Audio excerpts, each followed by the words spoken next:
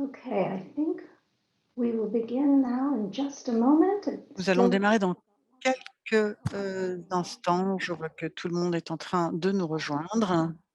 we have, as always, a tremendous amount to cover in our update today. We're eager Nous to avons beaucoup de choses à passer en revue aujourd'hui avec vous. Alors, begin and get on va folks commencer par voir, started. qui est présent. Je vais voir un petit peu comment les choses fonctionnent, hein, pour cette réunion. Alors pour certains, c'est le matin, d'autres le midi, d'autres le soir. En tout cas, soyez bienvenus.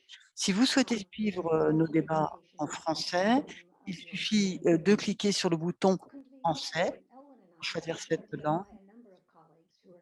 Nous allons donc avoir un certain nombre de collègues qui vont participer à la réunion de ce jour pour évoquer, par exemple, les stratégies, systèmes institutionnels et d'autres points qui nous concernent. Nous allons bien sûr, présenter ces personnes qui viendront se joindre à nous au fil de la réunion et puis, beaucoup de collègues, beaucoup d'entre vous ont envoyé des questions en préalable, à cette réunion. Soyez-en remerciés. Nous allons tenter d'y répondre au fil de l'eau, le plus complètement possible. Et puis bien sûr, vous avez également la possibilité avec la fonction questions-réponses Q&A sur votre écran de poser des questions maintenant. On essaiera d'y répondre également. Heu, Beaucoup d'entre vous, ont dit que bien sûr ces sessions étaient une bonne chose, mais que peut-être, il serait souhaitable que ce soit un petit peu plus interactif.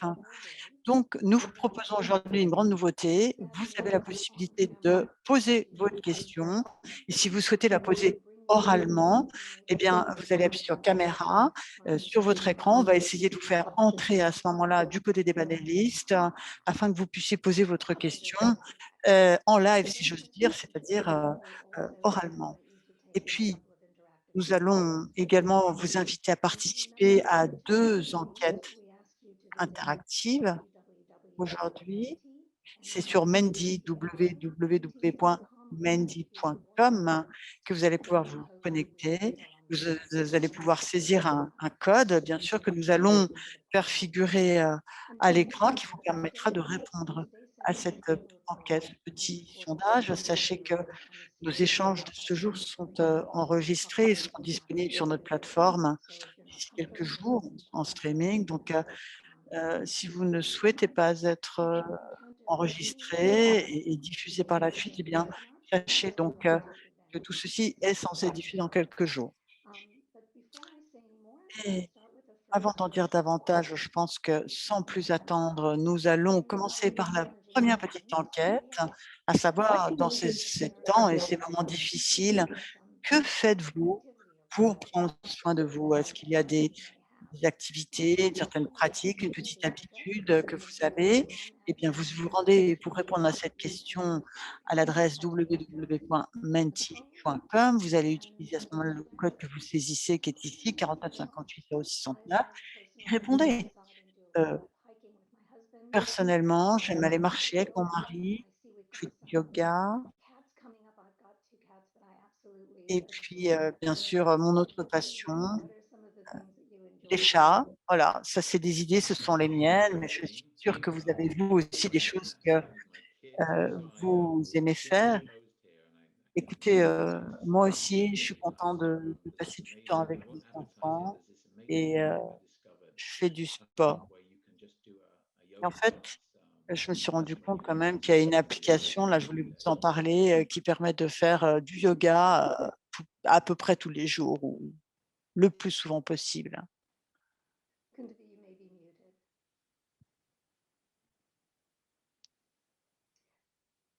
I'm not hearing you, Kundali, but yoga, I'm so delighted to see that. And Ah, le yoga, bah, voilà quelque chose qui me fait plaisir.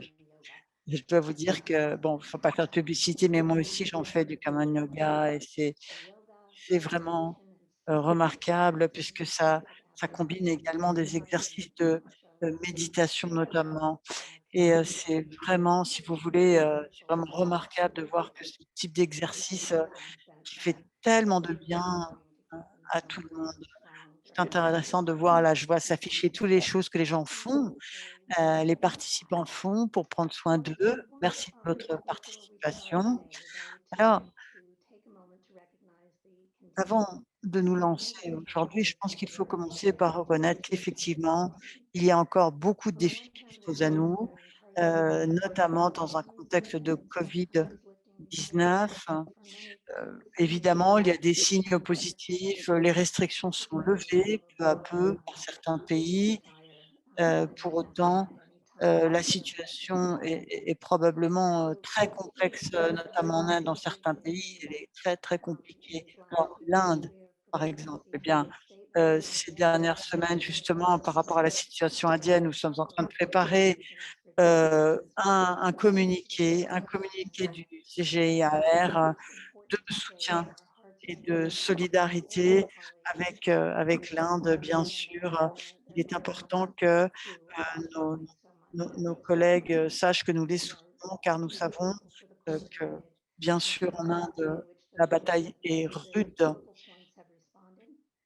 Nous sommes tout à fait, reconnaissants néanmoins, si vous voulez, de la manière à la fois coordonnée et vraiment cet esprit de collaboration avec lequel les dirigeants et tous les points, si vous voulez, de contact, de gestion de la COVID, ont fait face à la situation. Et puis là, nous sommes contents aussi de la manière dont la recherche, le CGIAR cherche à répondre à ce tour également à la pandémie. Before launching into today's Alors discussion, avant de donner le I coup also wanted d'envoi to answer des a débats series of d'aujourd'hui, questions that really j'aimerais remain répondre à un certain nombre keep arising. de, One questions. question with regards to the situation in particular in India. Notamment la situation en Inde. Nous prévoyons bien sûr, d'organiser une réunion vendredi avec les chefs, pays, les responsables pays, pour essayer de faire tout ce qui est dans de notre ressort pour agir, en faveur de la situation en Inde. Alors, voici des, questions que vous voyez, que vous avez posées, souvent en nombre. Est-ce que et dans quelle mesure OneCGR a une incidence sur ma capacité à me déployer professionnellement, à faire, bien sûr le travail que j'aime faire? Il est, important, bien évidemment pour nous que, ces connexions se fassent. Nous voulons qu'il y ait un lien qui se fasse entre les gens au-delà des pays pour que des équipes puissent travailler ensemble. On veut que les scientifiques, les professionnels, les spécialistes de tout, si vous voulez, de tous les secteurs soient réunis pour travailler ensemble. Je pense que c'est vraiment une opportunité, professionnelle pour que les collègues aient cette possibilité de se constituer un réseau, de se mettre en réseau, précisément pour mieux travailler. Vous avez aussi, demandé souvent comment on allait travailler pendant la période de transition et comment on pouvait contribuer. Eh bien, je dois vous dire, et je le vois quotidiennement, qu'il y a des collègues très nombreux qui font partie de différentes, task force, et qui sont en train de, concevoir le portefeuille, qui sont en train de créer tous ces mécanismes qui accompagnent la transition. Et même pour ceux qui ne sont pas directement impliqués, nous savons que vous êtes là pour soutenir les collègues. Je sais qu'il y a beaucoup d'échanges actuellement parce que, justement la transition, heu, bat son plein. Donc, je dois dire que vraiment tout le monde contribue au sein de CGIAR, hein, et c'est quelque chose que nous apprécions énormément. Et puis il y a aussi des questions qui ont été posées autour de tout ce qui est diversité, inclusion, genre, hein, est-ce que les engagements de GDI vont être respectés, pendant cette période de transition? Heu, Bien évidemment, vous savez, nous avons ces valeurs qui ont été, posées, le GDI, au niveau de l'organisation, mais bien sûr, les choses vont devenir de plus en plus concrètes. D'ailleurs, on va vraiment travailler dans la transparence avec un vrai souci, d'équité, y compris dans la manière de travailler, dans le partage. Heu bien sûr que ceci ne va que gagner du terrain alors que nous nous dirigeons vers cette nouvelle organisation, One CGIAR.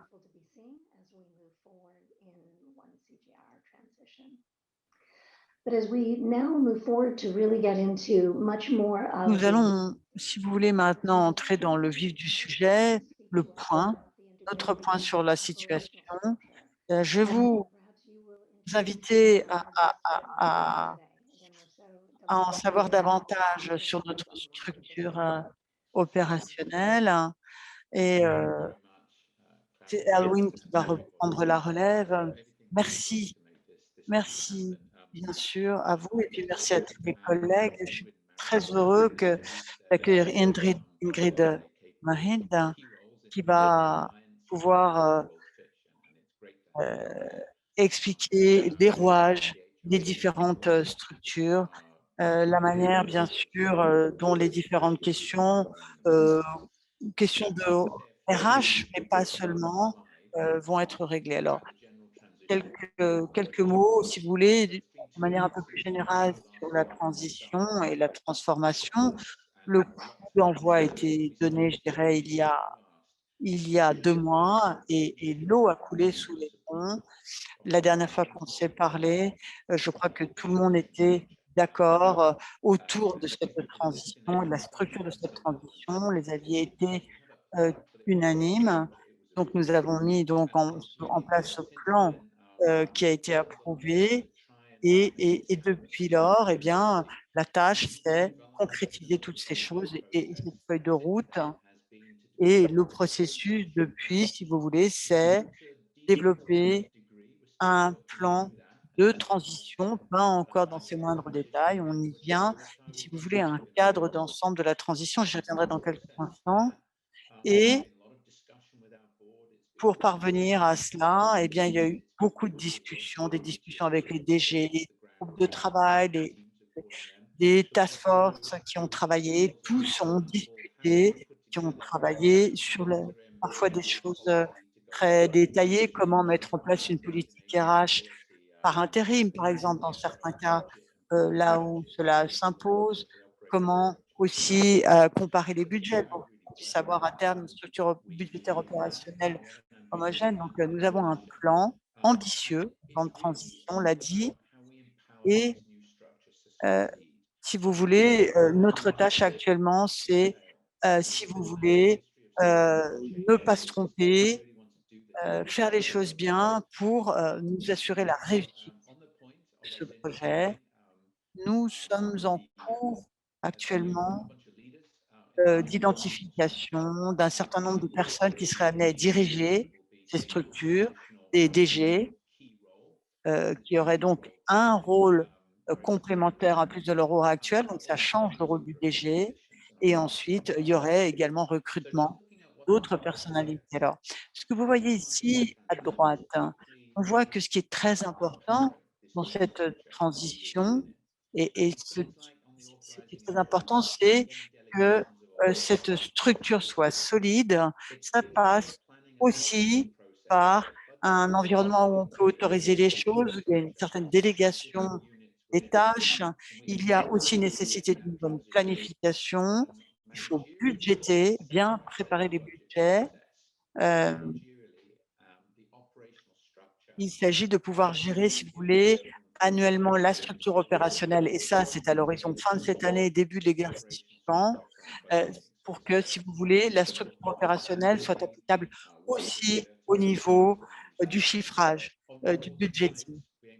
Ensuite, autre élément, si vous voulez, très important, la ligne, si vous voulez, de rattachement hiérarchique, hein, définir les nouveaux rattachements hiérarchiques, très rapidement, et traduire ensuite cette évolution des rattachements hiérarchiques dans l'organisation de l'organigramme. Après, il va y avoir aussi la question de qui représente One CGAR, qui a mandat, qui est responsable de quoi et enfin, dernier volet important, la coordination de la collecte de fonds et également, de, la responsabilisation de tout un chacun par rapport aussi à la collecte de fonds. Donc voilà, si vous voulez, ce dont nous parlons. Et vous voyez ici à gauche la suite de notre feuille de route pour cette année. C'est ce que vous voyez à gauche là maintenant, 3 étapes. Ces derniers mois, c'est-à-dire de mars à juin, on a beaucoup travaillé. On va continuer donc de travailler sur les postes de direction. En même temps, on a la planification de la transition, je l'ai expliqué, et on va commencer à faire l'affiliation des effectifs. Je vais y revenir tout à l'heure. Donc, les effectifs qui vont être affectés respectivement au groupe mondial et ou groupes régionaux. Ensuite, dans la partie suivante de l'année 2021, on va entrer dans le détail de ces choses, le détail de la structure, comment est-ce que la transition va se faire concrètement et point par point, comment est-ce qu'on organise également la bascule du rattachement hiérarchique vers certains postes de direction. Et ça va se faire, je dirais, assez vite dans certains secteurs, en ISS notamment, où effectivement, en milieu d'année, il va y avoir la bascule de ce rattachement hiérarchique qui va se faire. Ce qui a des incidences, bien sûr, sur la gouvernance, la finance, les ressources humaines et la gestion aussi de l'informatique, des IT. Après, et ça nous mène jusqu'à décembre, donc, et à partir de janvier 2022, on va lancer ce portefeuille, ce fameux portefeuille de projet dont on va reparler dans quelques instants. Nous allons intégrer les groupes scientifiques qui vont pouvoir délivrer de nouveaux projets bilatéraux et dans le contexte d'un portefeuille, on va passer donc, si vous voulez, à des services mondiaux, services globaux, alors que c'était des services plus localisés, et on va essayer de faire ça sans perturber ou en perturbant le moins possible le fonctionnement de l'entité. Alors, un premier point, quelques mots sur l'affiliation des effectifs. Qu'est-ce qu'on entend par là? Eh bien, ce qu'on voulait dire clairement, c'est qu'en fait, chacun va avoir un rôle. Nous sommes un seul CGR. Donc, chacun a sa place et son rôle à jouer. Donc, très vite, ce que l'on veut, c'est, si vous voulez, définir les 5-6 groupes régionaux auxquels on va être rattaché, ce qui va permettre, bien sûr, de faire la transition assez rapidement vers, justement, ce nouveau rattachement hiérarchique qui se fera désormais vers des postes managériaux, comme on l'a vu tout à l'heure. Il est important de préparer tout cela.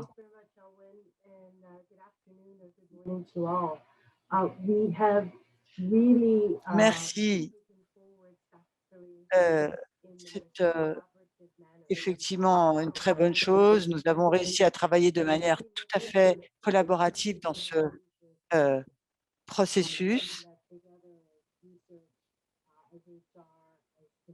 Et comme vous le disiez, différents secteurs de l'organisation sont impactés, les ressources humaines, d'autres secteurs également.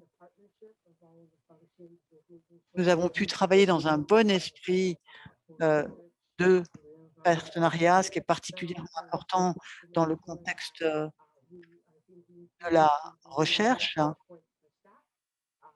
Et par la suite, il va falloir veiller effectivement à ce que les transferts, les basculements de rattachement hiérarchique des effectifs se fassent dans le calme. Et je puis vous dire que nous appelons vraiment notre vœu toute cette phase de transition et surtout qu'elle se passe bien. Merci. Alors, j'aurais dû vous présenter. Évidemment, je ne l'ai pas fait et je m'en excuse. Merci. Donc,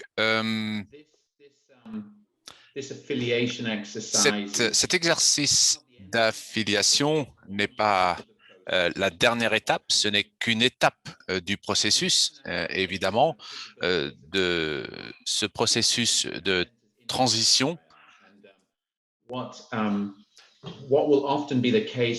Et ce que nous verrons, c'est que nous allons changer, notamment dans le reporting. Alors, un point important, cela va évidemment impacter les managers, notamment les managers seniors. Il y a donc des changements dans le reporting, dans la hiérarchie. Certains managers devront reporter directement à un directeur central. Une fois que cette nouvelle structure sera en place, par exemple pour les services numériques, eh bien, nous poursuivrons nos efforts de transition.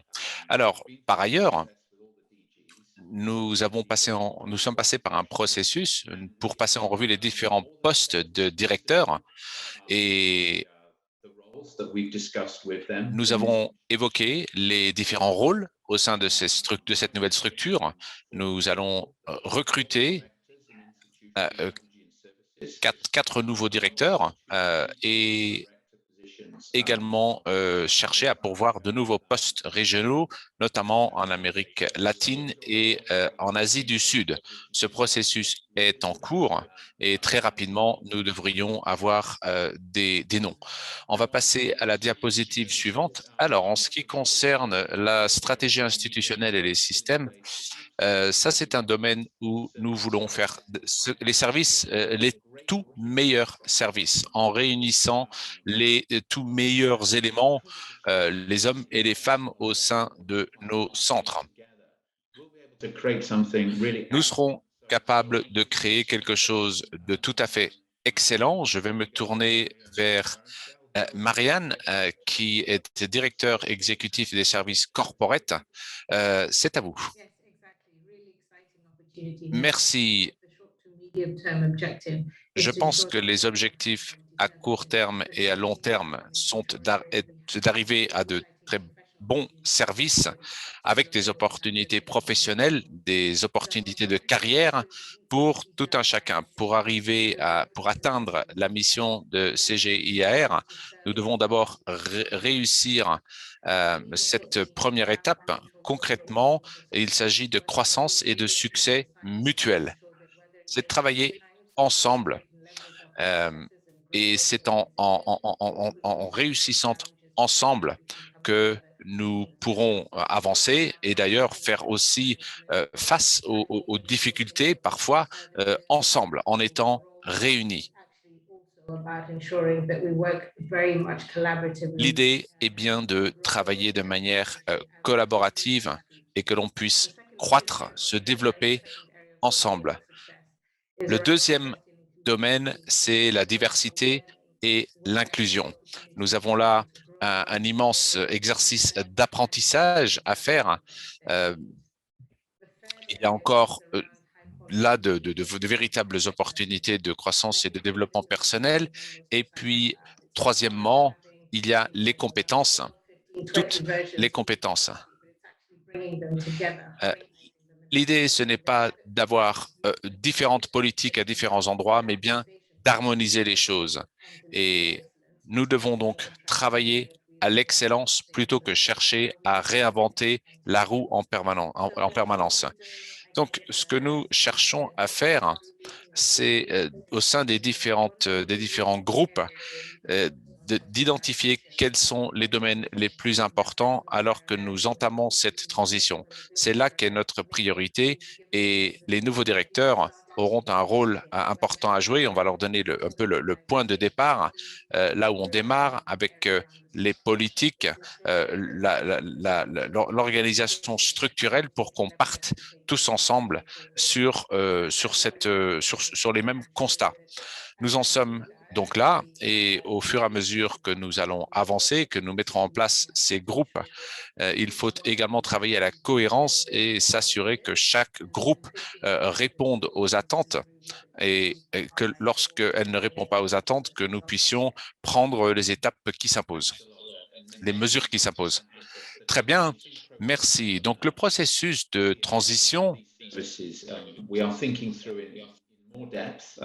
on est en train d'y réfléchir de manière détaillée, mais de manière générale, ce que je peux vous dire, c'est que à partir du moment où les directeurs seront en place, normalement d'ici un mois, sur la partie stratégie et système institutionnel, les responsables de ces centres vont voir leur hiérarchie changer, leur reporting changer, et ces responsables d'unité vont continuer à venir en aide et à soutenir leur centre, mais ils vont également travailler avec les nouveaux directeurs pour développer cette nouvelle structure et la mise en œuvre des services. Et là, on entrevoit énormément d'opportunités en matière de spécialisation, en matière d'apprentissage.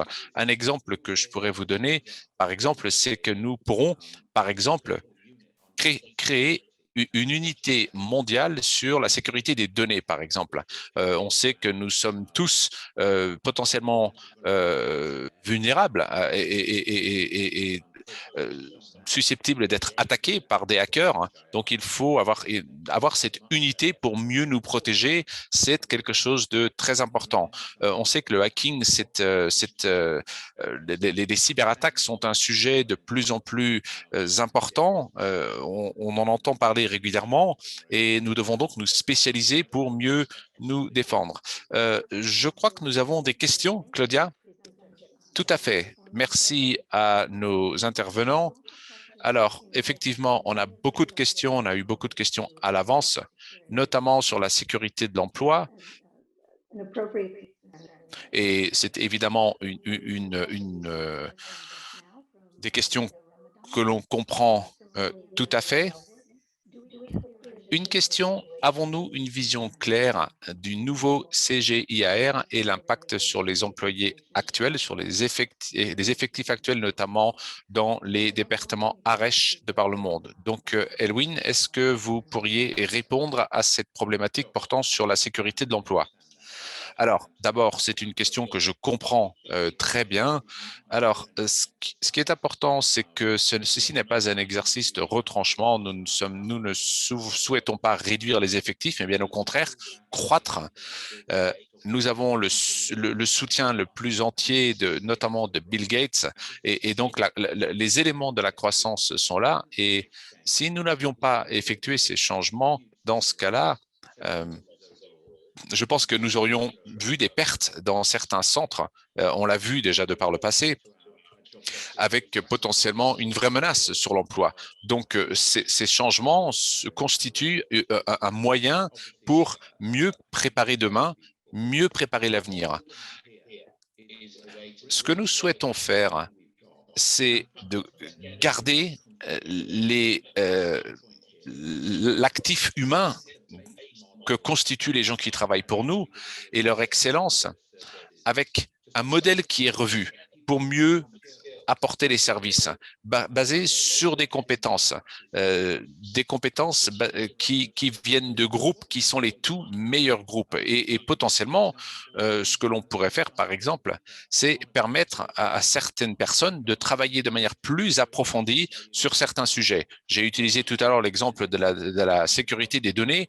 C'est un domaine, par exemple, sur lequel on pourra affiner et approfondir nos compétences. Et je peux penser à beaucoup d'autres domaines dans l'informatique et ailleurs. Il y a des experts. Nous avons des experts ou des personnes qui souhaitent approfondir leurs compétences dans des domaines bien spécifiques. Et la nouvelle structure permettra de le faire. Et donc, cela va apporter un certain nombre d'évolutions et de changements dans les modes de travail. Et nous allons chercher à rendre plus efficaces les modalités selon lesquelles nous offrons nos services, nous proposons nos services. Encore une fois, il s'agit bien d'un exercice qui va permettre la croissance. Avons-nous une vision très claire de l'impact sur les effectifs actuels? Alors, ça, c'est un élément sur lequel nous devons continuer à travailler. Il y a un certain nombre d'étapes par lesquelles il faut passer. Plutôt que d'aller directement à l'étape finale, on souhaite y aller étape par étape. Ce ne serait pas professionnel que de se projeter directement à l'étape finale. Donc, ce que nous faisons, c'est que nous établissons des jalons. Le jalon suivant va consister à recruter les leaders des 10 groupes dans les 6 régions et leur tâche sera de voir ce que nous allons pouvoir faire pour configurer et pour établir la feuille de route qui va nous permettre d'arriver à la structure finale. Donc, l'idée est de discuter ensemble, voir comment vous rentrez dans cette nouvelle structure, quelles sont vos aspirations, quelles sont vos compétences, vos domaines d'expertise. Et puis, c'est fort de ces éléments-là que l'on pourra ensuite gérer cette transition. Donc, il y aura une certaine période d'incertitude, mais mois après mois, nous allons, et notamment d'ici un mois, faire diminuer ce niveau d'incertitude. Et je comprends très bien les questions, bien évidemment. On fait vraiment de notre mieux pour gérer ces incertitudes. Je ne sais pas si mes collègues Ingrid ou Marianne, vous souhaitez ajouter quelque chose à cette question ou à cette réponse ou pas? Non, je crois que vous avez tout à fait répondu à la question, dit Marion. Okay. Claudia, any more Great, questions? then maybe. Claudia, vous souhaitiez rajouter quelque chose? Yes, I'm sorry. Pardon, excusez-moi, dit Ingrid, j'avais coupé ma caméra. Excusez-moi.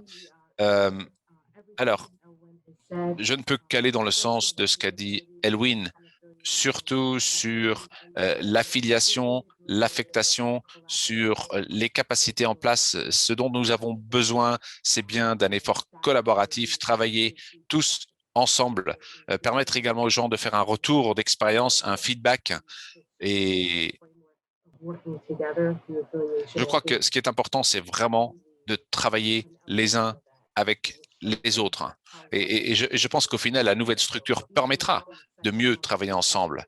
Donc, ce sont tous ces éléments qu'il va falloir discuter, sur lesquels il va falloir avoir un dialogue ensemble. Voilà, je pense que c'est un moment très important pour notre organisation. Merci. Il nous reste 3 ou 4 minutes dans ce segment. Nous avons eu un certain nombre de questions. Je crois que vous avez déjà répondu, Marion et Ingrid, à certaines de ces questions. Et il en reste deux des questions sur lesquelles j'aimerais vous entendre. D'abord, nous avons plusieurs questions en fait qui portent sur les politiques RH et comment les politiques RH seront harmonisées, quelles seront les implications pour les salaires et les avantages. Et puis une deuxième série de questions qui portent plutôt sur l'objectivité du processus de demain. Comment allons-nous nous assurer que les nouvelles équipes connaîtront tous les membres alors que nous travaillerons dans un contexte beaucoup plus large, beaucoup plus élargi, beaucoup plus mondial. Elwin, alors Ingrid, est-ce que je peux vous inviter à répondre sur la partie RH, les politiques RH? Alors Ingrid, votre microphone n'est pas enclenché pour l'instant. Alors pendant que je vous laisse le temps d'allumer votre micro. En attendant, ce que je peux peut-être dire, c'est qu'il est peut-être encore un peu tôt aujourd'hui pour répondre à cette question de manière précise. Ce sont des sujets particulièrement complexes. Nous avons énormément de politiques RH dans le système, donc il nous faudra encore un peu de temps pour y répondre de manière précise. C'est ça, tout à fait. Au sein des différents groupes de travail, nous avons déjà travaillé sur ce sujet. Nous sommes en train de définir aujourd'hui les priorités. Quelles sont les grandes priorités au niveau RH, mais pas seulement, au sein des différentes fonctions? Comment allons-nous travailler à la cohérence des différentes fonctions? Quels sont les différents facteurs, les différents prérequis dont nous avons besoin? Et nous allons évidemment continuer à travailler sur ces sujets. Ce sont des sujets qui sont aujourd'hui prioritaires pour nous. Nous continuons à y travailler et nous aurons bientôt plus d'informations. Je pense notamment à l'élément culturel, la culture, les valeurs. Comment allons-nous les mettre en place? Comment est-ce que nous allons pouvoir forger cette culture? Donc, ce sont des sujets qui sont vraiment très enthousiasmants et sur lesquels nous travaillons. Très bien. Merci Ingrid. Sur la deuxième partie de la question, je vais répondre. Est-ce qu'il y a une unité, est-ce qu'il y a une unité de transition pendant cette période de transition? La réponse est oui. Et cette unité va nous aider, évidemment. Nous allons créer, former de nouvelles unités. Ces 10 groupes, notamment ces 6 groupes régionaux, vont répondre à de nouveaux objectifs. Il va falloir travailler de manière cohérente au niveau mondial.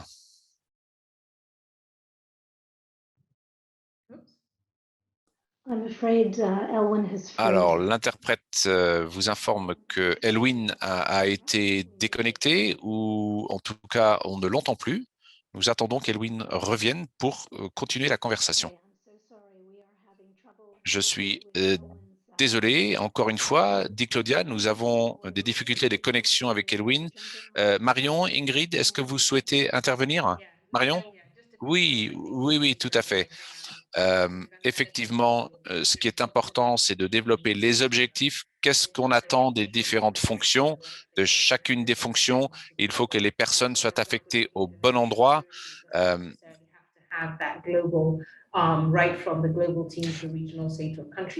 Est-ce qu'on aura besoin d'avoir une approche mondiale partout dès le début? Peut-être pas. Je pense à la gestion des risques, par exemple. Il est important de formuler d'abord quels sont les objectifs, que convient-il de faire, et puis ensuite d'aller de manière plus détaillée, travailler à la granularité en décidant et en déterminant exactement de combien de personnes nous avons besoin. Et puis pendant l'ensemble du processus, il faut évidemment que les gens aient envie de participer et nous travaillerons à cela aussi. Il faut qu'il y ait une adhésion. Voilà, je crois qu'Elwin est de retour parmi nous. Oui, je suis là, je suis là. Parfait. Alors, pour rebondir sur le dernier point de Marion, avoir les bonnes personnes au bon endroit, c'est tout à fait cela. Je pense que nous devons aller dans ce sens. Il est intéressant de voir déjà comment les équipes se mettent en place petit à petit. Donc, merci à Elwin, Marion, d'avoir participé à cette première partie de la réunion. Je pense qu'on a bien compris la transition vers la nouvelle structure.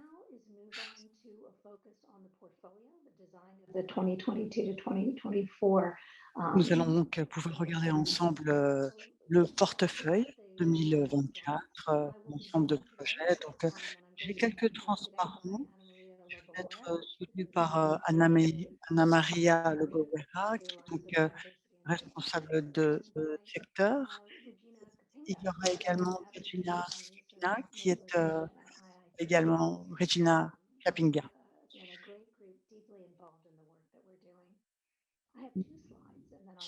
Nous avons donc 2 planches que nous allons passer en revue, puis ensuite je passerai la parole à mes 2 collègues. Vous voyez à quoi ressemble le plan d'investissement sur les années 2022-2024. Je dois vous dire que nous progressons rapidement grâce à un effort considérable qui est développé par beaucoup de gens, ils se reconnaîtront. Cette semaine, nous avons donc diffusé une première mouture du plan d'investissement. Ce projet va être soumis au conseil système en juin.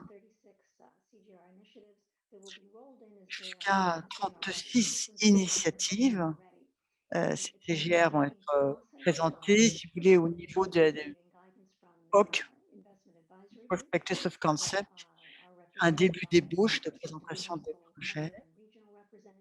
Je rappelle qu'au conseil, les bailleurs de fonds, les représentants régionaux, les représentants du conseil sont présents aussi.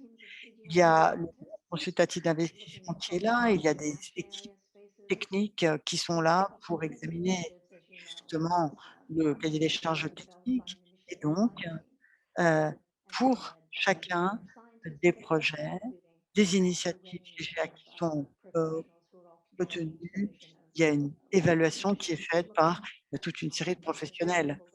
Je le disais, des partenaires, des parties prenantes. Nous avons un processus en cours énorme qui est en train de se faire. Nous sommes dans les temps uniquement grâce à l'engagement sans faille des chercheurs, de toutes les équipes qui travaillent sans relâche. Et nous voyons vraiment des initiatives très, très intéressantes qui sont en train d'être développées. Comme Elvin l'a dit, très prochainement, nous allons annoncer la nomination des directeurs des groupes scientifiques dans la constellation du CGR et les directeurs scientifiques mondiaux au niveau du groupe vont être connus très prochainement également. Leur identité sera communiquée très prochainement. Alors, voyons maintenant où nous en sommes actuellement du financement, des perspectives de financement des portefeuilles, des initiatives donc, hein. Alors à gauche, vous avez les 5, si vous voulez, postes d'impact, actions. Nous déployons, je le disais, une initiative sur 3 ans qui est assurée par des financements, bien sûr. Et il faut que les financements, si vous voulez, aillent dans le sens de l'un de ces 5 objectifs. Autant dire que c'est un mandat tout à fait ambitieux. Il s'agit notamment de la transformation des terres et leur adaptation dans un contexte de crise climatique. Ça, c'est pour le dernier point. Vous voyez que c'est un mandat des plus ambitieux. C'est 5 points d'impact, vous les voyez ici à gauche. Alors, c'est un portefeuille, comme vous le voyez, qui concerne les différents centres. Il implique des initiatives intégrées. Les initiatives intégrées dans chaque région sont clairement ciblées.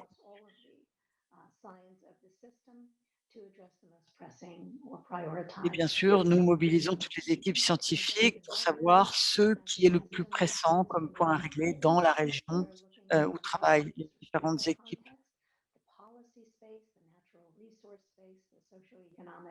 Il y a bien sûr toute une série d'aspects, les institutions, défense du système naturel, des paramètres qu'il faudra prendre en compte dans tous les projets. Alors,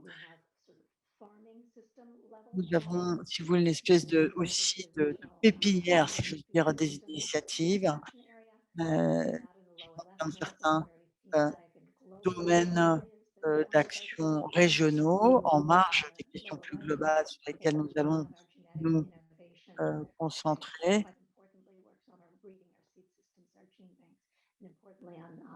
Market intelligence and demand responsiveness.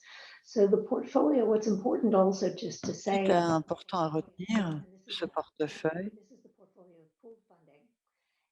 qui est donc l'acquis pour lequel le financement a été approuvé, c'est que l'objectif, bien sûr, c'est de faire travailler ensemble les équipes scientifiques.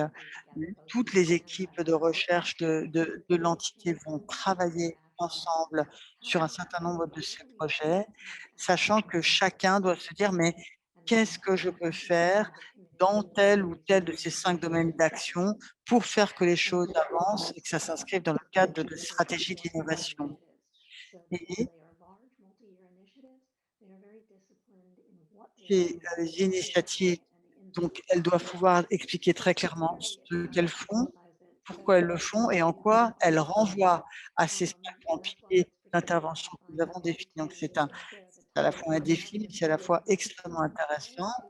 nous avons 2 collègues qui sont vraiment, si vous voulez, impliqués dans le développement de ce portefeuille de projets et qui sont avec nous aujourd'hui. Je vais les inviter à se présenter et puis bien sûr à témoigner de leur engagement.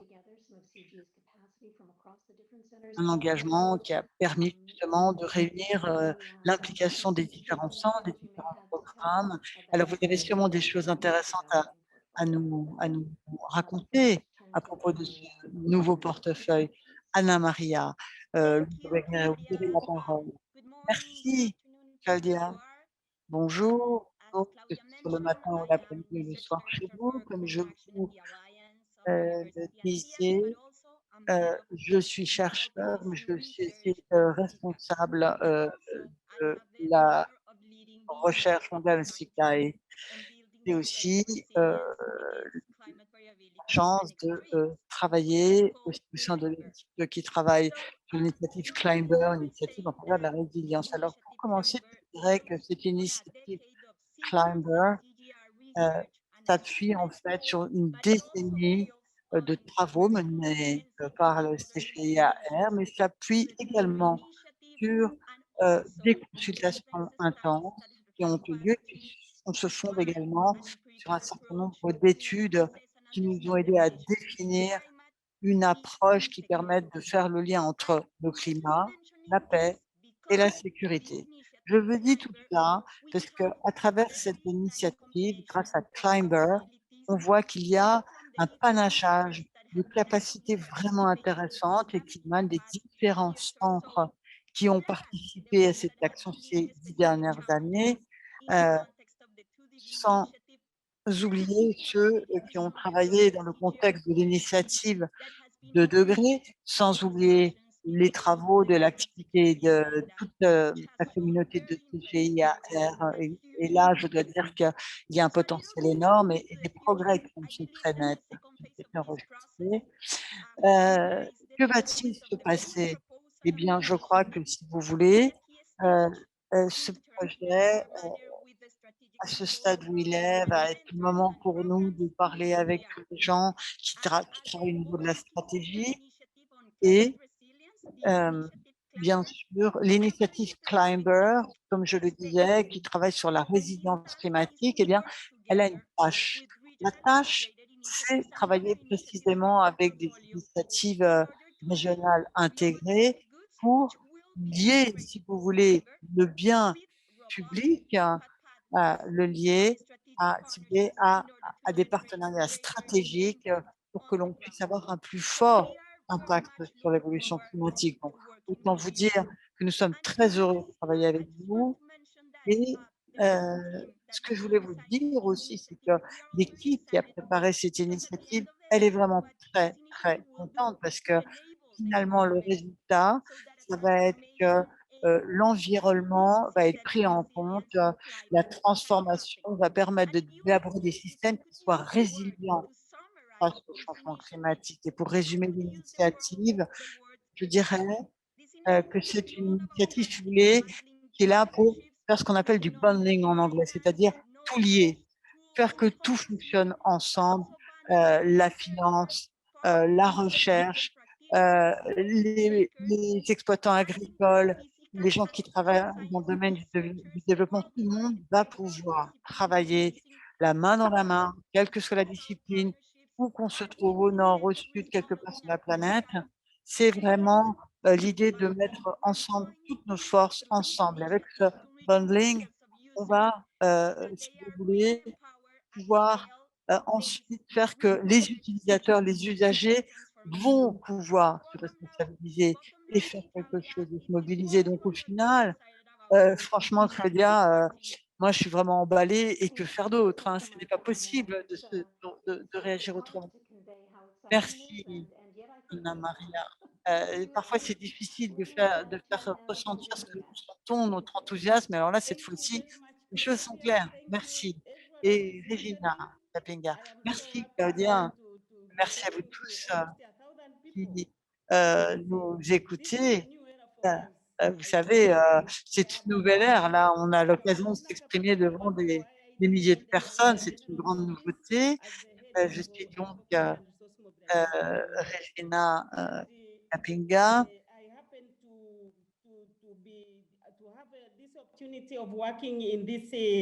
Et j'ai la chance de travailler sur cette conception, de cette mise en place de cette initiative intégrée. Et je dois vous dire que ce n'est pas rien, c'est quelque chose de complexe. Alors, je voulais vous rendre compte du processus tel que je l'ai vécu. Jan Jessen est à la tête de cette initiative, de notre travail. Et puisqu'il nous écoute, eh bien, je salue son travail, je le remercie car il était vraiment le moteur de ce travail. Alors, les capacités, les capacités que nous avons réunies, je dois vous dire très franchement, au début, on se connaissait peu ou à peine, on s'était un peu perdu, mais aujourd'hui, entre-temps, nous sommes une équipe solide qui travaille ensemble avec plaisir. Et vous savez, avant, c'était toujours être en concurrence et en compétition, c'est terminé. Aujourd'hui, nous sommes un groupe uni. Avant, c'était et moi ceci, et moi cela. Mais aujourd'hui, ce n'est plus comme ça. Lorsque l'on parle ensemble de l'initiative, aujourd'hui et désormais, c'est bien ensemble que nous regardons les choses, car nous sommes une équipe soudée.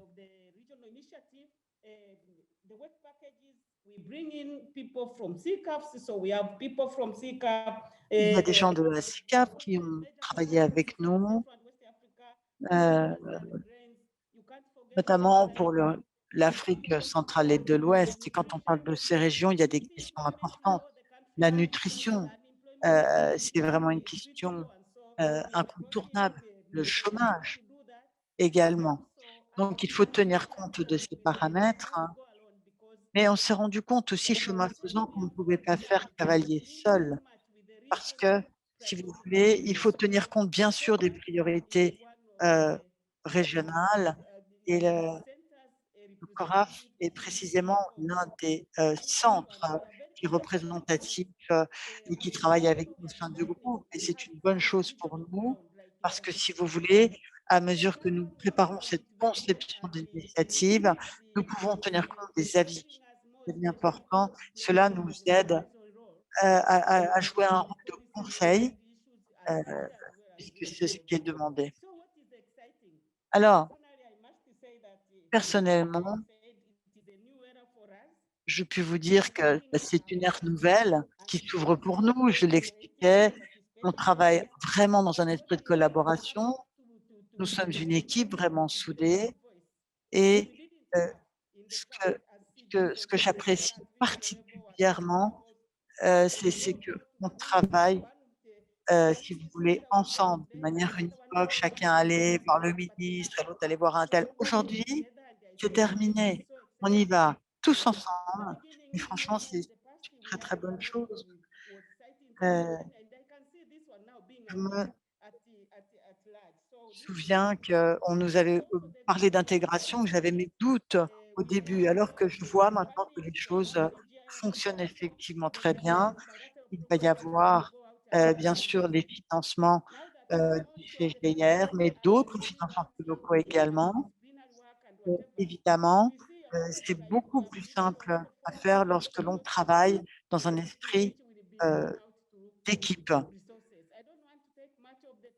Je ne vais pas m'étendre, je ne vais pas prendre trop de temps, je pense qu'on pourra y revenir, mais en tout cas, en bref, je dois vous dire que c'est un plaisir d'avoir la possibilité de m'exprimer ici aujourd'hui. Merci. Merci, Claudia. Écoutez, ce qui est vraiment intéressant pour moi d'entendre ici aujourd'hui, c'est que, si vous voulez, le portefeuille en soi est très ambitieux et donc très excitant pour nous tous. Hein. Il est de haute volée, beaucoup plus que ce qu'on a pu vivre précédemment. Alors ça, c'est une première chose. Mais ce qu'on voit en plus, c'est que la manière dont on travaille, elle évolue, la manière dont on procède, la manière dont les équipes se constituent dans le travail. Et ça évolue. Et on voit qu'il y a un potentiel énorme, hein, qui est effectivement de la concurrence, on peut passer à la collaboration autour justement de l'élaboration de tout ce portefeuille de projets. On voit que si on travaille ensemble, on peut avoir à ce moment-là, ensemble, dans le contexte du One CGIAR, un impact considérable. Une question qui a été posée,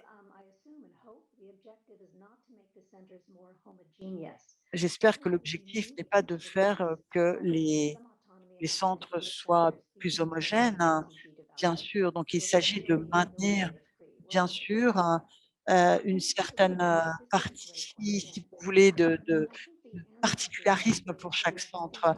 C'est une très bonne question et je pense qu'Anna Maria en a parlé. Elle a parlé du bundling, Anna Maria. Ça veut dire qu'il ne s'agit pas, si vous voulez, de faire une copie homogène, une réplique homogène du tout. Ce qu'il faut faire, c'est prendre les points forts scientifiques des différents centres, hein, et de les mettre en relation. C'est notre point fort, c'est la richesse. Vous savez, quand un scientifique connaît telle économie, telle condition climatique, ou telle, si vous voulez, matière, tel sujet en particulier, il faut mettre à profit cette spécialisation, cette connaissance, bien sûr, dans un contexte plus vaste, et il faut lier ces connaissances, les mettre ensemble. C'est ce qu'on évoquait, ce bundling, c'est-à-dire que le tout soit ensemble, en coordination, bien sûr, avec nos partenaires, nos bailleurs de fonds. Et il s'agit donc, si vous voulez, de mettre à profit l'unicité de chacun d'entre nous. Les marques des centres vont rester d'actualité, vont être utilisées. En revanche, on va faire quand même un redéploiement qui va permettre, si vous voulez, d'utiliser les ressources de manière beaucoup plus agile dans le contexte de One CGIAR. Il nous reste 2 minutes. Je pense qu'il y avait encore des questions, mais peut-être qu'Anna Maria et Regina vont pouvoir répondre. Comment est-ce que nous engageons nos partenaires, si vous voulez, partenaires nationaux, notamment internationaux, dans la définition des initiatives? On l'a dit, il s'agit de mettre ensemble les points forts, les forces des uns et des autres, y compris des différentes régions. Alors, peut-être que vous pourriez compléter, Regina, pour commencer peut-être. Merci. On nous a dit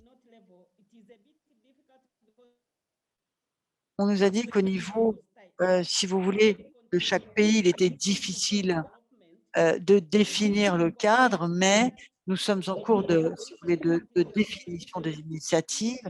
Je l'ai dit, les initiatives régionales doivent être en partie maintenues, la nôtre par exemple, mais cela ne suffit pas. Il faut, bien sûr, de pouvoir ensuite décliner les projets régionaux au niveau des pays, au niveau national. Et c'est important notamment pour les initiatives d'intégration régionale.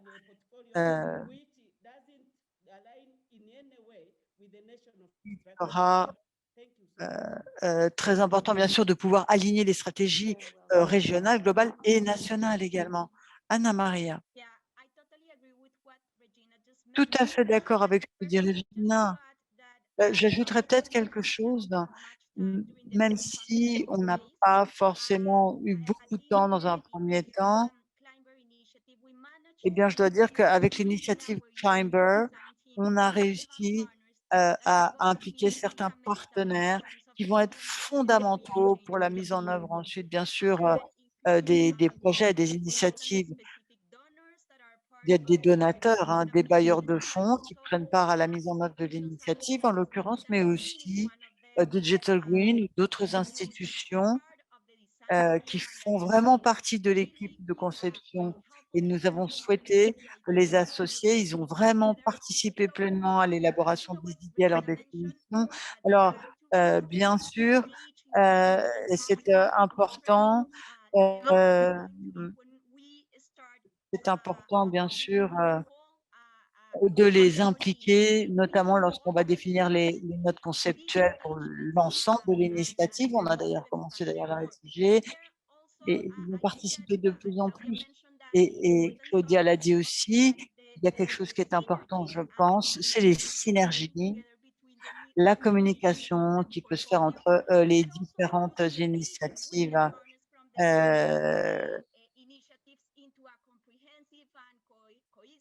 avec, si vous voulez, tout en tenant compte du cadre juridique qui nous concerne tous, afin qu'on puisse vraiment être en accord avec les différents partenaires.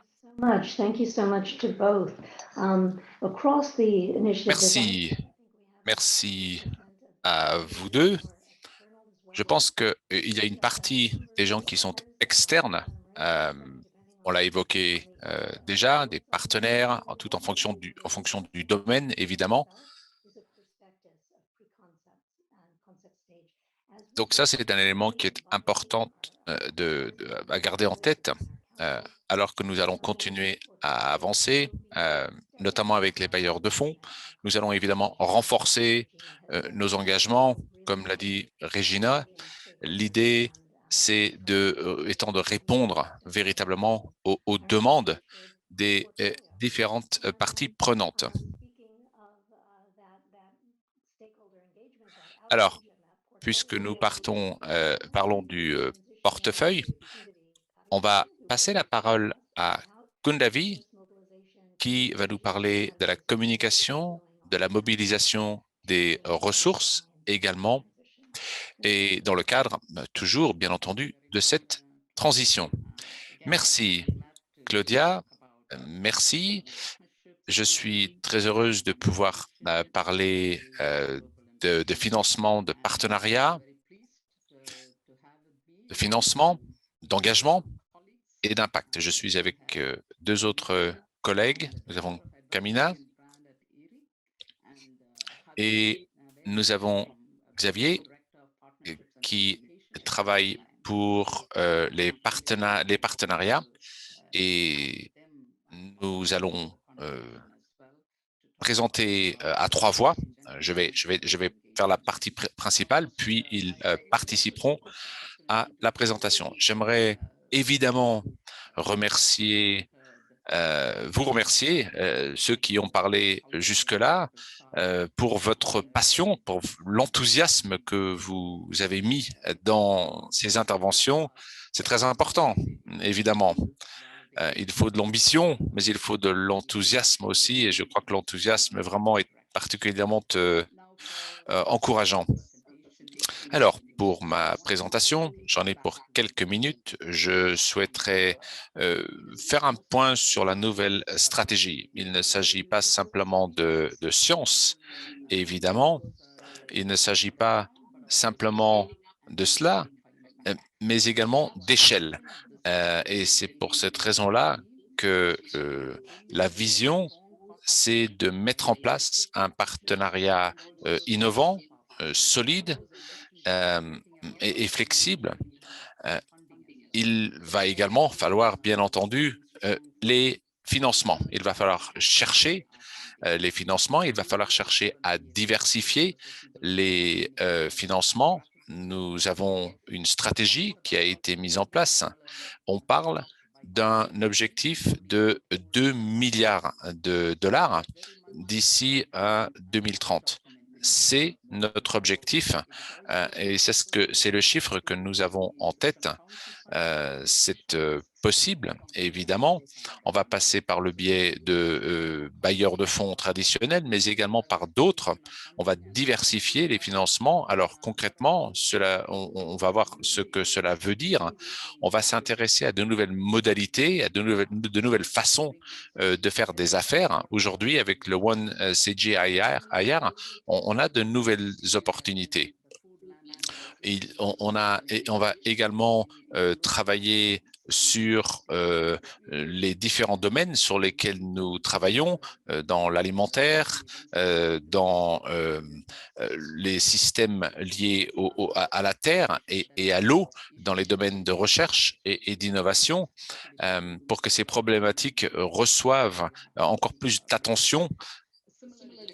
Nous avons entendu parler de notre voix, de la voix d'une seule voix pour le nouveau One CGIAR. Et ça, c'est un domaine sur lequel nous allons travailler. Il ne s'agit pas simplement d'avoir un engagement global ou régional ou national au niveau des pays. Ce qui est important, c'est de comprendre et de faire comprendre quelles sont les problématiques sur lesquelles nous travaillons, notamment au niveau des pays. Et il est important que la structure opérationnelle, les responsables pays, les responsables régionaux travaillent dans le bon cadre. Et le nouveau cadre post-transition devrait nous le permettre. L'idée, c'est aussi d'être aligné sur des priorités nationales, travailler avec les systèmes agricoles nationaux. Ce que nous avons entendu également de la part d'un certain nombre de nos collègues, c'est qu'il est important de montrer comment nous allons pouvoir intégrer ces problématiques locales dans nos travaux. Alors, au cours de la transition, qu'allons-nous faire? Eh bien, nous avons un certain nombre d'éléments importants. Nous avons besoin de financement. Encore une fois, vous savez que nous avons besoin de donateurs immédiats et nous sommes assez confiants à propos du fait que nous allons pouvoir obtenir entre 1 milliard et 1,4 milliard d'ici 2022-2024. C'est ce qu'on appelle le pool funding. Tout dépend évidemment de la qualité du travail, tout dépend des partenariats que nous allons pouvoir mettre en place. On a beaucoup parlé de partenariats, on a parlé du fameux bundling. Alors, il ne s'agit plus aujourd'hui de faire du business as usual. Ce n'est plus comme nous le faisions auparavant. Il va falloir faire un vrai travail auprès de nos bailleurs de fonds, des financeurs, pour obtenir ces financements tout en assurant une continuité dans les affaires et en continuant. Il y a ensuite les financements bilatéraux, c'est un élément très important et le message que je souhaiterais faire passer aujourd'hui à vous tous et à vous toutes, c'est que nous devons continuer à nos efforts pour lever des fonds et des financements bilatéraux. C'est très important. C'est un élément tout à fait constitutif de nos financements de manière générale. Et il faut diversifier nos sources de financement. On l'a vu et on le verra tout à l'heure. C'est ce que nous allons chercher à faire de plus en plus. J'ai évoqué les partenariats stratégiques. Nous engageons de nouveaux travaux avec des marchés émergents. Nous avons également des discussions intéressantes avec les Émirats arabes unis qui aujourd'hui rejoignent les États-Unis et d'autres partenaires pour accélérer les investissements dans le domaine de la recherche et de l'innovation avec en ligne de mire le climat, évidemment. Donc là, ce sont des partenariats très intéressants. Nous aurons d'autres plateformes globales dont nous ferons partie dans le cadre du G20 notamment. Nous avons eu un certain nombre de discussions avec la Commission de l'Union africaine, des discussions très intéressantes avec un certain nombre d'organismes africains, mais également en Amérique latine et en Asie. Là, nous avons également la possibilité de renforcer notre présence. Nous continuons à travailler avec la FAO également et le WFP. Et puis, il y avait une question qui portait sur la concurrence. Qui sont nos concurrents? Eh bien, de ce que je comprends et de ce que j'entends, évidemment, je connais très bien le CGIAR, la science. Nous avons une véritable proposition de valeur à faire pour CGIAR. Nous avons un positionnement tout à fait unique chez CGIAR. Nous devons réduire notre concurrence interne. La concurrence ne sera plus la même à l'avenir, mais nous devons véritablement renforcer notre présence mondiale grâce à des partenariats, le WFP, la Banque mondiale, la FAO, la Banque africaine de développement, etc., avec énormément d'opportunités en matière de bundling et d'innovation. Donc, tout cela pour vous dire que ce que l'on voit, c'est ce que l'on entrevoit, c'est plus de partenariat plutôt que de la concurrence. Et dans le cadre de la transition, nous espérons qu'au cours des mois qui viennent, nous allons pouvoir renforcer la coordination entre les différents responsables et que nous allons pouvoir réunir les différentes équipes régionales pour mieux mobiliser les ressources. Je pense notamment à la mobilisation des ressources scientifiques afin que les gens puissent travailler ensemble mieux. La levée de fonds, évidemment, c'est l'apanage de tout un chacun au niveau régional, au niveau des pays. S'il y a des opportunités au niveau local, au niveau national, il faut le faire. Au niveau international, nous avons des équipes pour le faire. Nous avons des scientifiques qui travaillent sur des problématiques très particulières et qui eux aussi font un travail dans ce domaine. En tout cas, il y a, je pense, la possibilité de nous aider les uns les autres pour assurer les financements tout en le faisant de manière coordonnée, et il faut venir en aide aux équipes scientifiques pour apporter leurs innovations. Voilà, je vais en laisser là et je vais demander à mes deux collègues de bien vouloir prendre la parole sur les points suivants. Et puis, on prendra évidemment un peu de temps à la fin pour répondre, bien entendu, à vos questions.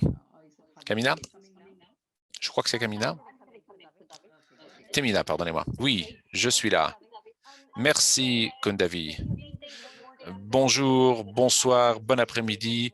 Je m'appelle Temina Lalani Sharif. Je travaille avec Erin.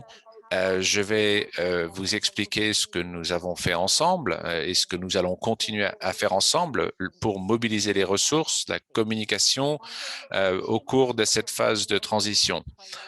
Nous avons identifié un certain nombre de priorités en matière d'innovation. Kundavi en a parlé à l'instant et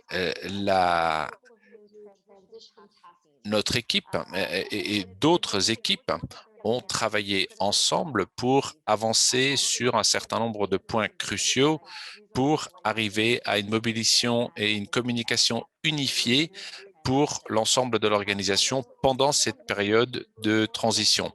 Alors, il y a peut-être un certain nombre de noms que vous connaissez. Nous sommes donc l'équipe RMCA et nous sommes constitués de représentants qui viennent de l'ensemble du système. Nous nous retrouvons une fois par semaine. Nous avons travaillé sur un certain nombre de priorités pour pouvoir avancer de manière collective. Nous avons récemment d'ailleurs amélioré nos modalités de communication. Nous travaillons nous soutenons l'ensemble des domaines d'action. Les équipes qui travaillent sur la transition jouent un rôle très important et elles sont un peu plus récentes. Ces équipes viennent d'être lancées en fait et une des équipes de transition, pardon, qui a été mise en place va travailler sur un pipeline unifié. Le but, c'est de mettre en place des process, des mécanismes qui nous permettront de coordonner et d'assurer une continuité pour nos travaux pendant cette phase de transition. Il y avait une question d'ailleurs qui portait dans le chat sur la question. Kundavi y a fait référence d'ailleurs et nous espérons que ces processus et ces mécanismes unifiés nous permettront d'avoir une approche plus coordonnée. Et puis, nous avons mis en place une équipe transition sur la communication au cours de la transition et une équipe qui va travailler sur l'advocacy. Donc, nous y reviendrons au cours des mois qui viennent. Donc, voilà, en substance, comment nous avons travaillé ensemble jusque-là et c'est ainsi que nous allons continuer à travailler. Je vais céder la parole à Xavier qui va vous expliquer de manière un peu plus détaillée maintenant comment fonctionne exactement RMCA. Xavier ? Merci beaucoup et bonjour à toutes et à tous. Bonjour, bon après-midi, bon matin ou bonsoir, où que vous soyez. Je m'appelle Javier Mateo Vega. Je travaille donc avec l'organisation et je vais vous parler rapidement des ambitions de RMCA et de l'objectif et des 2 milliards, pardonnez-moi, d'ici 2030. Nous avons travaillé sur une stratégie qui va nous permettre de croître et de nous diversifier, la diversification étant un des mots-clés, avec 5 grandes catégories qui sont les domaines d'action que vous avez ici. Donc, la stratégie a été codifiée et nous avons développé pour chacun de ces domaines d'action des pipelines et nous allons continuer à les travailler. Donc, nous avons mis en place un certain nombre d'objectifs de levée de fonds, en matière de levée de fonds et de financement. Nous avons demandé des engagements de la part des financeurs sur ces différents domaines avec des domaines de recherche extrêmement spécifiques que vous connaissez pour certains d'entre vous très bien. Nous allons pouvoir ouvrir le CGIR2 à de nouveaux marchés. Dans le troisième élément, nous allons développer un pipeline pour le fonds de climat sur le climat vert, un fonds vert. Dans le quatrième domaine, nous allons travailler à changer les modalités d'investissement au niveau des pays, des programmes nationaux avec des institutions financières internationales notamment. Et puis, dans le dernier domaine, le numéro 5, nous allons travailler également sur les financements privés, la philanthropie, avec une approche très innovante. Voilà. Donc, les étapes suivantes vont consister à traduire ces stratégies en plan d'action avec des objectifs extrêmement spécifiques, avec des opportunités évidemment pour 2022 et au-delà. Et un dernier point, nous nous avons cette task team donc au sein de RMCA qui travaille sur 2 points importants pour continuer à travailler sur les financements. Et d'ailleurs, j'aimerais remercier l'équipe, l'ensemble des personnes qui ont été mobilisées au sein de ces groupes. Et je ne peux que vous encourager à continuer à travailler, à collaborer tous ensemble, puisque c'est tellement important, on l'a vu tout à l'heure. Merci. Merci Tamina, Javier, dit Kundavi, merci beaucoup. Donc, cette task team a fait un travail extraordinaire. Elle a commencé très tôt. Cela fait 6 mois et je crois qu'on leur doit beaucoup, en tout cas beaucoup de remerciements. On voit qu'aujourd'hui, ils passent à la vitesse supérieure avec des domaines d'action sur lesquels ils travaillent en matière de financement et de sources de financement. On l'a vu avec notamment les marchés émergents. On continue à affiner la stratégie et vous verrez qu'au cours des mois qui viennent, nous verrons exactement quelle sera la feuille de route pour y parvenir. Et on verra que son rôle va être de plus en plus important au sein de CGIAR. Donc, cette task team, vous la comprenez mieux maintenant. N'hésitez d'ailleurs pas à leur faire part de vos idées. On parle de pipeline. Nous n'avons pas suffisamment d'informations sur le pipeline bilatéral qui existe aujourd'hui et le futur potentiel en matière de pipeline. Si l'on n'a pas ces informations, il est très difficile de comprendre exactement où ou dans quel sens il faut travailler, comment planifier. Et c'est pour cette raison-là qu'avec nos collègues, nous travaillons à affiner le pipeline en ayant plus d'informations. Et puis, c'est avec de meilleures informations qu'on peut travailler mieux sur nos efforts, notamment les efforts bilatéraux. Donc, je souhaitais insister sur ce point. Peut-être pouvons-nous répondre à certaines questions. Je pense notamment au financement pour 2022. Alors bon, les questions ont déjà été posées et je crois qu'on a répondu à certaines questions. J'ai insisté sur l'importance de l'effort collectif. Nous avons donc cet objectif de 2 milliards avec l'objectif intermédiaire de 1 milliard, 1,4 milliard pour 2022-2024. Nous allons continuer à travailler sur les différents domaines que nous avons identifiés et nous allons approfondir, renforcer nos engagements avec votre aide, évidemment. Donc, c'est ainsi que nous allons pouvoir avancer dans ces différents domaines. Et bien évidemment, n'oubliez pas que le développement du pipeline dépend des informations que nous recevons et de la qualité de l'information que nous avons, des probabilités que nous allons avoir, notamment basées sur des données. Il y avait une autre question sur la marque, le branding. Bon, c'est vrai qu'on n'a pas encore eu le temps d'en parler. Quelques points sur ce sujet, si vous le voulez bien. Vous savez que le nouveau nom fait l'objet d'une enquête. Vous avez été sollicité, vous avez beaucoup répondu au niveau plan interne et au niveau également des parties prenantes extérieures. Là, nous sommes en train d'établir une liste restreinte et on va finir donc par trouver un nouveau nom pour le CGIAR et nous espérons bien sûr que ceci va permettre d'accroître notre profil, de pouvoir donner un message plus clair et une proposition vraiment valable. Et ça va nous permettre aussi, je crois, de travailler avec cette nouvelle marque, les marques des centres. Et c'est vraiment quelque chose qui nous tient beaucoup à cœur. Et je pense qu'on va travailler bien sûr main dans la main sur ce sujet.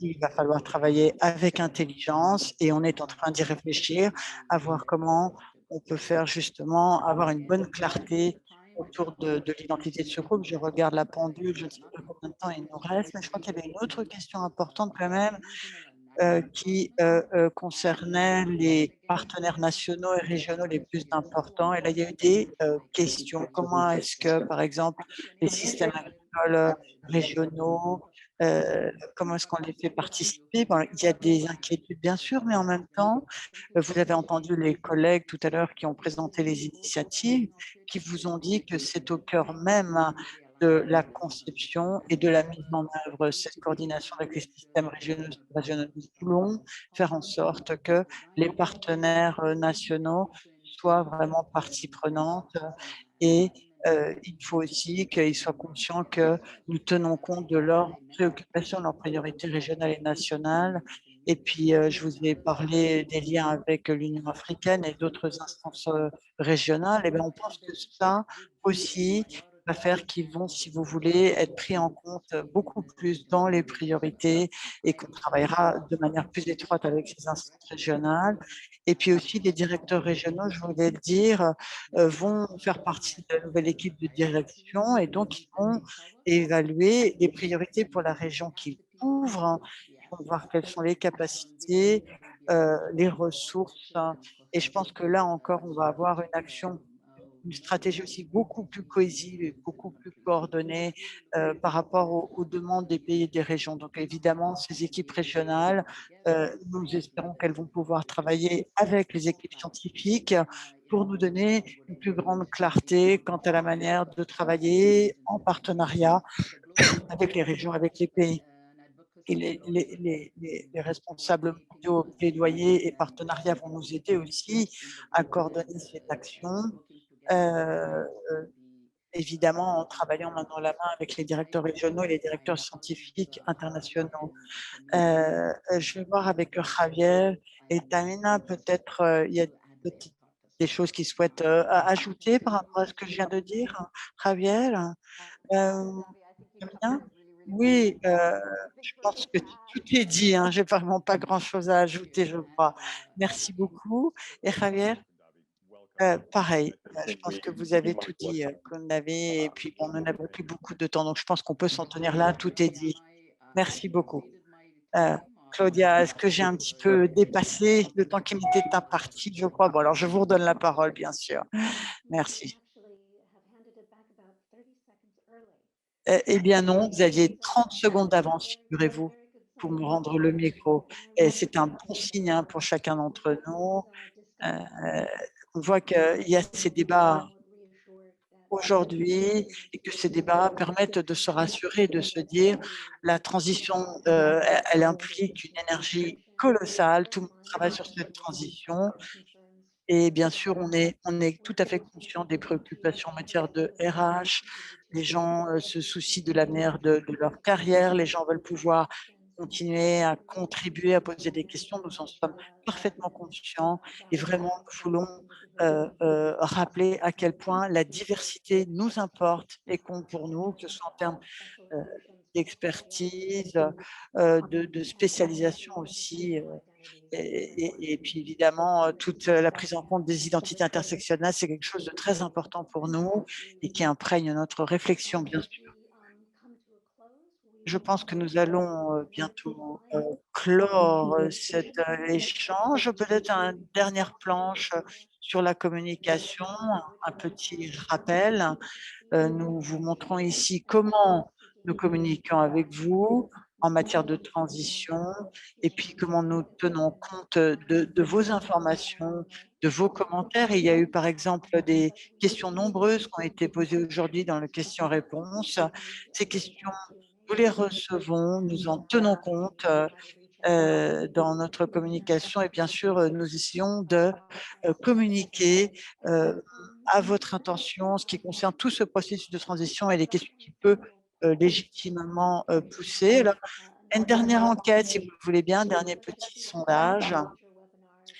C'est de la chance, l'opportunité pour vous de donner votre sentiment par rapport à ces webinaires, ces processus de communication. Est-ce qu'il y a des choses que vous souhaiteriez voir davantage explorées? Encore une fois, vous allez sur www.menti.com, utilisez le code qui est ici mentionné. Et puis là encore, vous allez sélectionner le sujet dont vous souhaiteriez entendre parler. Et nous allons voir donc apparaître à l'écran les mots-clés qui correspondent aux préoccupations des uns et des autres. Je salue tout le monde. Et voilà les points clés qui apparaissent.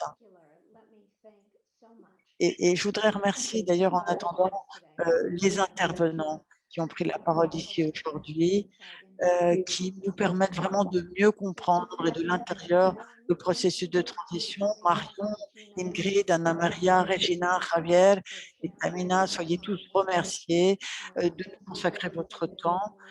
Et je dois vous dire également que vous allez recevoir ensuite une petite enquête à remplir par rapport à la communication, votre sentiment, vos retours et bien sûr, tout ceci sera disponible sur notre site d'ici quelques jours. Et on voit que les sujets continuent de se multiplier à l'écran. Sécurité de l'emploi est très important, le financement, les lignes de rattachement hiérarchiques. Je crois que vous avez tous bien compris que effectivement nous sommes en train de vivre la transition. Donc, il y a certaines affirmations qu'on ne peut pas faire de manière définitive, mais soyez certains que nous serons clairs et vous donnerons des informations claires dès que possible. Mais par exemple, c'est vrai que par exemple la question du financement qui a été évoquée, nous allons en tenir compte. Les bailleurs de fonds, à nos côtés, ils sont vraiment impressionnés par la manière dont se fait cette transition avec cette dynamique qui nous caractérise. Et puis, soyez assurés que les donateurs vont rester à nos côtés. Tout ceci va nous permettre de continuer à travailler ensemble, main dans la main, autour de ce One CGAR. Voilà.